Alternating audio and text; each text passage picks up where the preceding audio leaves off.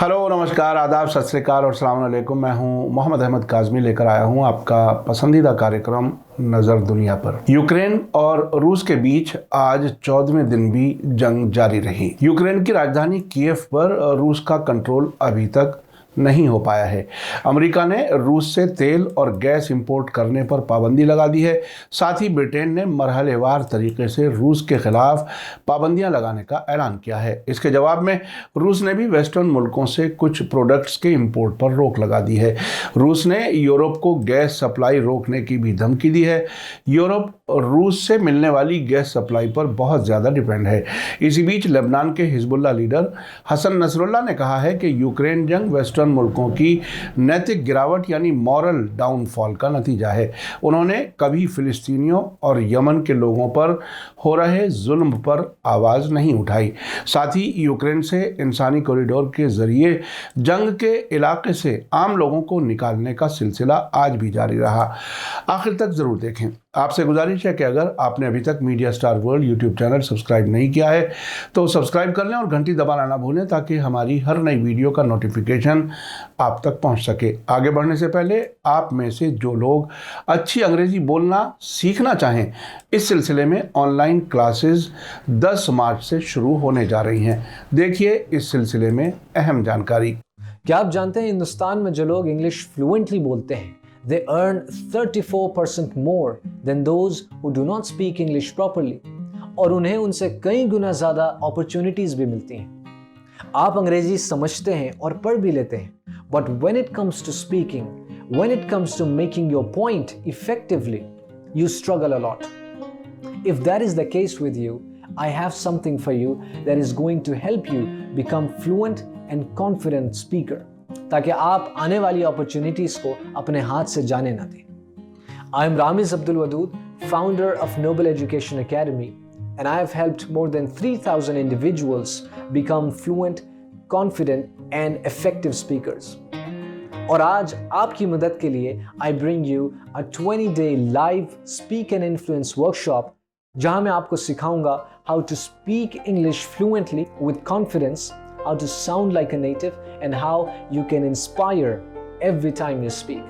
मैं चाहता हूं कि आप इसको ज़रूर एक्सपीरियंस करें because you cannot get results without repetition and support. And I am here to support you and guide you to become fluent, confident, and effective speaker. Trust me, this is going to be one of a kind experience. Register now. I look forward to meeting you in the live workshop. See you there. आज की बड़ी खबर है कि रूस ने western मुल्कों के खिलाफ पाबंदियों की धमकी दी है। रूस ने ये धमकी अमेरिका और ब्रिटेन के जरिए रूस के तेल इंपोर्ट पर लगाई गई पाबंदियों के बाद दी है। रूस का कहना है कि पाबंदियां ऐसी लगाई जाएंगी जिसकी वेस्टर्न मुल्कों को तकलीफ महसूस होगी। रूस ने पाबंदियों पर जवाबी कार्रवाई की धमकी देते हुए कहा है कि अगर वेस्ट उसके तेल और गैस का बायकॉट करना चाहता है तो वो इसके लिए तैयार है। रूस ने कहा है कि उसको मालूम है कि ऐसी हालत में अपनी एनर्जी सप्लाई कहां भेजनी है। रूस ने कहा है कि वो अपने ऊपर लगी पाबंदियों के डिटेल रिएक्शन की तैयारी कर रहा है और उसके जरिए उठाए गए कदमों का असर वेस्टर्न मुल्क वहां महसूस करेंगे जो उनके लिए सबसे सेंसिटिव यानी हसास हिस्से हैं। रॉयटर्स न्यूज़ एजेंसी का कहना है कि 1991 में सोवियत यूनियन के बिखराव के बाद से रूस की इकोनॉमी इस वक्त सबसे मुश्किल हालत में है। यूक्रेन पर हमले के बाद वेस्टर्न मुल्कों ने रूस की तकरीबन पूरे फाइनेंशियल और कॉरपोरेट सिस्टम पर पाबंदियां लगा दी हैं। अब रूस ने जवाबी रिएक्शन की धमकी दी है। रूसी फॉरेन मिनिस्ट्री के फाइनेंशियल कोऑपरेशन डिपार्टमेंट के डायरेक्टर दिमित्री ब्रीचेव्स्की ने कहा है कि रूस का रिएक्शन तेज़ और सोचा समझा होगा। जो इसके निशाने पर होंगे उन्हें इसका असर महसूस होगा। आपको बता दूं कि अमेरिकी प्रेसिडेंट जो बाइडन ने यूक्रेन पर हुए हमले के जवाब में कल 8 मार्च को रूसी तेल और बाकी एनर्जी इंपोर्ट पर फौरन पाबंदी लगा दी है। इसी हफ्ते रूस ने धमकी दी थी कि अगर अमेरिका और यूरोपीय यूनियन रूस से कच्चा तेल खरीदना रोकते हैं तो तेल की कीमत $300 फी बैरल तक पहुंच सकती है। रूस का कहना है कि यूरोप सालाना 50 करोड़ टन तेल का इस्तेमाल करता है। इसका तकरीबन 30% हिस्सा रूस एक्सपोर्ट करता है। साथ ही वो 8 करोड़ टन पेट्रोकेमिकल का भी एक्सपोर्ट करता है। कल 8 मार्च को ही रूस के deputy prime minister Alexander Novak ने टीवी पर अपनी तकरीर में यूरोप को धमकी दी है कि ये बिल्कुल साफ है कि रूसी तेल का बायकॉट करने से इंटरनेशनल बाजार को बेहद खतरनाक नतीजे भुगतने होंगे। जर्मनी के नॉर्ड स्ट्रीम 2 गैस पाइपलाइन के सर्टिफिकेशन की कार्रवाई रोके जाने के फैसले का जिक्र करते हुए नोवाक ने कहा कि हमें भी पूरा हक है कि हम भी ऐसा फैसला लें और नॉर्ड स्ट्रीम 1 गैस पाइपलाइन से होकर जा रही गैस की सप्लाई रोक दें। यूरोपीय लीडर्स को चाहिए कि वे अपने शहरियों और कंज्यूमर्स को ईमानदारी से आगाह कर दें कि आने वाले दिनों में क्या होने वाला है। नोवाक ने तफसील दिए बिना कहा कि अगर आप रूस की एनर्जी सप्लाई ठुकराना चाहते हैं तो ठीक है, हम उसके लिए तैयार हैं। हमें पता है कि हम अपनी सप्लाई की डायरेक्शन किस तरफ मोड़ सकते हैं। आपको बता दूं कि रूस दुनिया का तीसरा सबसे बड़ा तेल पैदा करने वाला मुल्क है। वो इंटरनेशनल बाजार में कच्चे तेल का सबसे बड़ा एक्सपोर्टर है। वो नेचुरल गैस का भी बड़ा प्रोड्यूसर और एक्सपोर्ट करने वाला मुल्क है। रूस की कमाई का एक बड़ा हिस्सा ईंधन के एक्सपोर्ट से आता है। 2011 से 2020 के बीच रूस के बजट का तकरीबन 43% हिस्सा तेल और गैस से मिली आमदनी से आया था। इसी बीच लेबनान के हिजबुल्लाह के लीडर हसन नसरुल्लाह ने यूक्रेन क्राइसिस को वेस्टर्न मुल्कों के मॉरल गिरावट का नतीजा बताया है। कल अपनी एक तकरीर में हसन नसरुल्लाह ने यूक्रेन पर रूस के हमले के बारे में कहा कि ये ताज़ा क्राइसिस वेस्टर्न मॉरल गिरावट का नतीजा है। इस मौके पर उन्होंने कहा कि फ़िलिस्तीन एक ऐसा इलाका है जहां सबसे ज़्यादा जुल्म हो रहा है। इजराइल ने लगातार जंगों के अलावा पिछले 15 साल से गजा पट्टी की नाकाबंदी कर रखी है। इसके बावजूद सिक्योरिटी काउंसिल और वेस्टर्न मुल्क एक लफ्ज़ नहीं बोल रहे, क्योंकि अमेरिका की नज़र में इंसानी उसूलों और इंटरनेशनल कानूनों की कोई अहमियत नहीं है। इसीलिए अमेरिका न सिर्फ इजराइल के जुल्म की मजम्मत नहीं करता, बल्कि सिक्योरिटी काउंसिल में फ़िलिस्तीन के मामले को उठने ही नहीं देता है। हिजबुल्लाह के लीडर हसन नसरुल्लाह ने आगे कहा कि सिर्फ 21वीं सदी में अमेरिका ने 2 मुल्कों अफगानिस्तान और इराक पर हमला किया, सीरिया क्राइसिस में दखल दिया और उसके एक इलाके पर कब्जा कर लिया। जंगों के साथ साथ अमेरिका ने ईरान के जनरल कासिम सुलेमानी समेत दूसरे मुल्कों के जिम्मेदारों को कत्ल किया, लेकिन उसे इन गुनाहों के लिए सज़ा नहीं दी गई है। साथ ही उन्होंने याद दिलाया कि इसके अलावा अमेरिका और वेस्टर्न मुल्कों के जुल्म की एक दूसरी मिसाल यमन है। अमेरिका और यूरोपीय मुल्कों के सीधे सपोर्ट से सऊदी फौजी अलायंस ने 2015 में यमन के खिलाफ जंग शुरू की थी और इंसानी हिस्ट्री की सबसे ख़तरनाक मुसीबत और क्राइसिस को जन्म दिया था। यमन जंग को 7 साल पूरे हो रहे हैं और ये वेस्टर्न मुल्कों की मॉरल गिरावट की सबसे साफ मिसालों में से एक है। हिजबुल्लाह लीडर हसन नसरुल्लाह का कहना है कि यमन की पिछले 7 बरसों से घेराबंदी जारी है और इस मुल्क की मजलूम आवाम तक खाने का सामान और ईंधन तक पहुंचने नहीं दिया जा रहा है। इसके बावजूद दुनिया ने यमन क्राइसिस की तरफ से आंखें बंद कर रखी हैं। क्यों?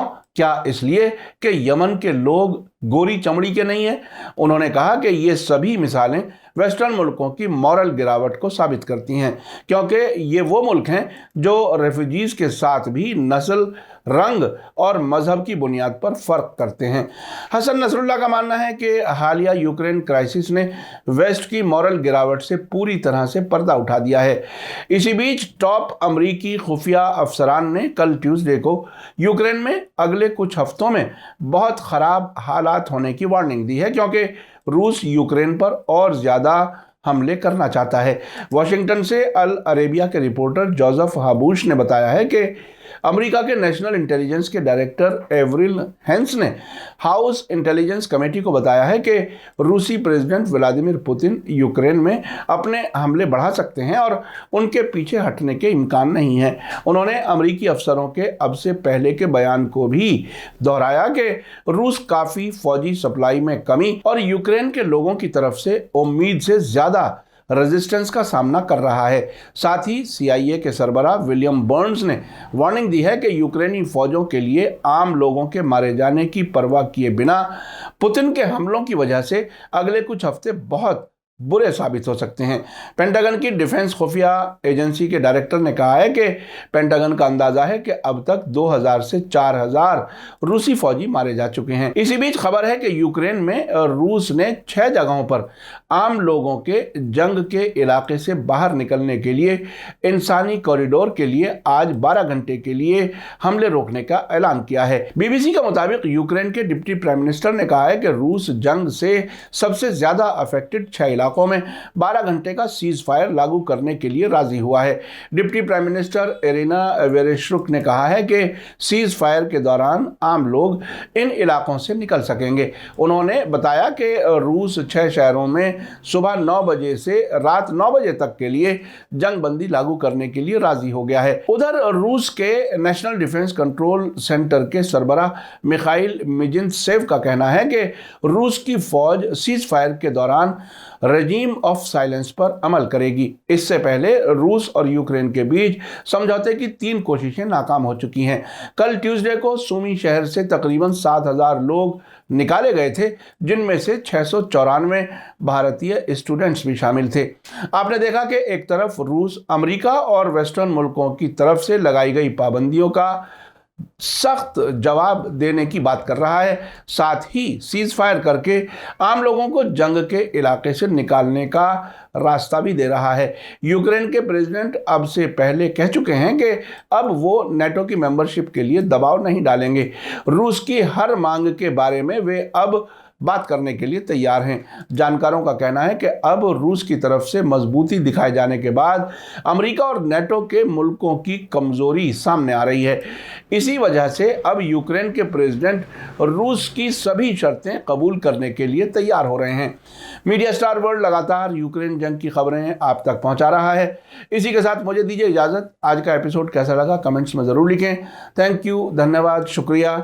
जय भारत, जय हिंद। मीडिया स्टार वर्ल्ड के और वीडियो देखने के लिए हमारे चैनल को सब्सक्राइब करें और सीधे नोटिफिकेशन पाने के लिए बेल आइकन दबाएं। और अगर हमारी खबर सच्ची और अच्छी लगे तो अपने व्हाट्सएप, इंस्टाग्राम, फेसबुक और ट्विटर अकाउंट पर जरूर शेयर करें।